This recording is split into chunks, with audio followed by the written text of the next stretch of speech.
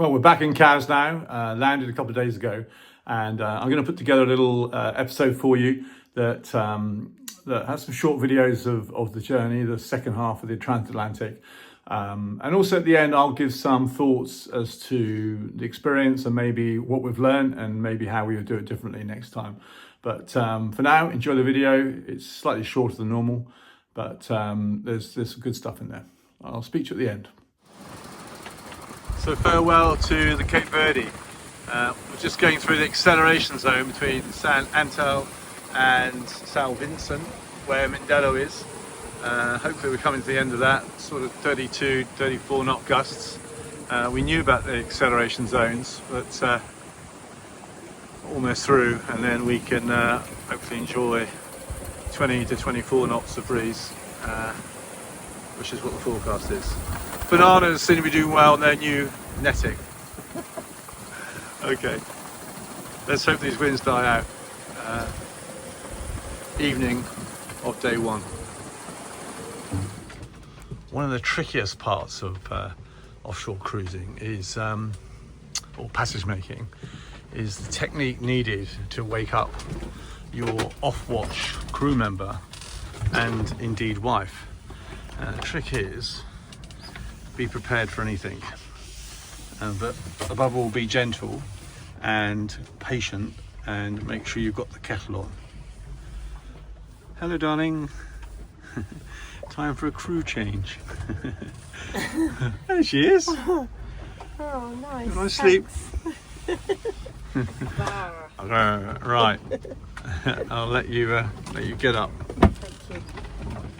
This will be fresh bread out of the oven. Oh, should I take them out of the oven? Oh, they're out of the oven. No, I mean, What? do you want me to take them out of the oven? No, they're out of the oven. It was for effect. Right, let's go before they get cold. Fantastic. What do you think? I don't know yet. Let's see. I think Look like rock cakes. that wasn't the plan. Let's give it a go. Ciabatta. I'm having cheese and Marmite, mine. I'm just going straight to butter and jam. Well, keep it pure. There we go, first full moon of the trip.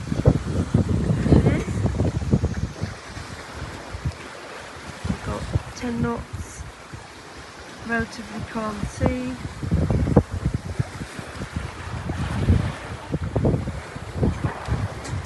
And a rare sight. What are you doing, Paul? What I'm always doing, washing up. That's what I'm good for. I'm changed to this thing. Nice to see you in the galley. Morning, noon and night. Yeah, that's what I do. Wash up. Wash up for rock star chefs. Try to.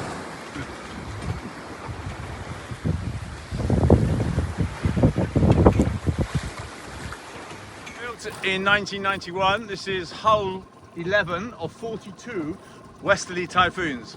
Patriot Games, we love her. Well done, I'm going to cry. Thank you for getting us across the Atlantic. Hey guys. Hi. Hello John, Julie.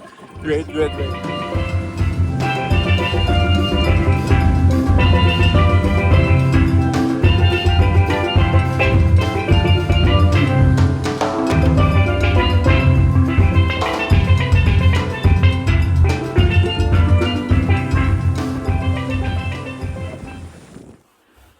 As I said at the beginning of the video, we learned a lot on the trip, and I'd like to share a few of those things with you.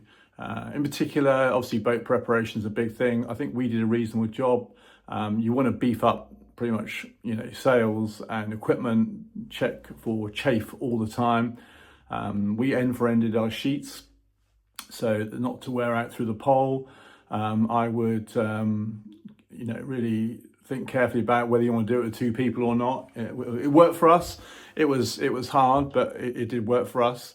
We found the Starlink and the internet from Starlink and the Hydrovane essential pieces of equipment. They were really good. I would say that fit a saltwater pump if you haven't got one to your sink in the galley. That saves on obviously using fresh water for washing up, and in our case we didn't have that. We used a bucket and filled up from the sea, but it would have been easier to have a saltwater pump. I would say with regards to your mindset, think of it as building a or making a very good brick every day. Go through those processes every day to build that one brick. Don't think about the future too much.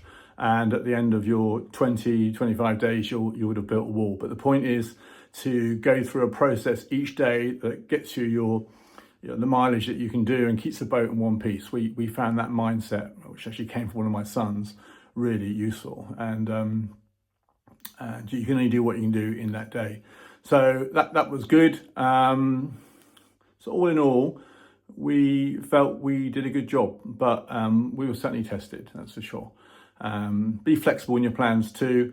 Have an end goal where you want to end up, but we changed our destination because the winds weren't quite as consistent as you would have hoped this time of year.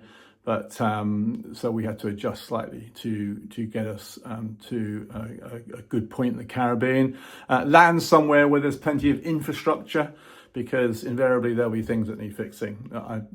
Almost everybody I spoke to had things that need to be fixed. So landing in Martinique, near the Marin Marina, even though we anchored in St. Anne's, was handy for getting things fixed.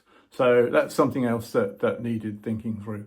So the last thing is, don't underestimate the Atlantic seaweed. It's everywhere, and that caused more of a problem than we thought we would experience. But we dealt with that also. So there's other things that we learn, and contact me anytime if you want to ask any questions, and I'll share exactly what we did. So thanks for watching. We appreciate you following us, and back to work now, I think, and get into the other world. See you.